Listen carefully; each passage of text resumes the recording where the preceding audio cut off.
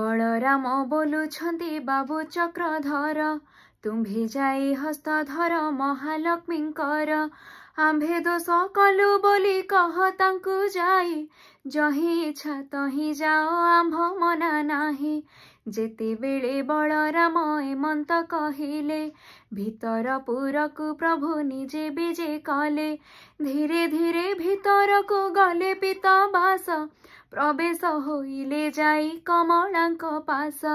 पानी झरी घेनी करी कमला आइले दर हासे प्रभुंकर मुखकु चाहिले अति जतनरे देले पाद पद्म धोई थकाए पाद उदक मस्तके लगाई किछि पादोदक लक्ष्मी गर्भकु खेपिले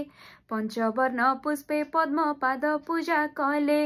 महालक्ष्मी कहउछन्ति प्रभुंकु अनाई चंडालुणी बोली मते देल घौड़ाई चंडालुणी घरे बे भुंजिल गोसाई चंडाल बिटाल हेल दुई गोटी भाई धिक तुम्भ बड़पण धिक तुम्भ कथा पड़ू तुमर प्रतिज्ञा धिक तुम्भ भ्राता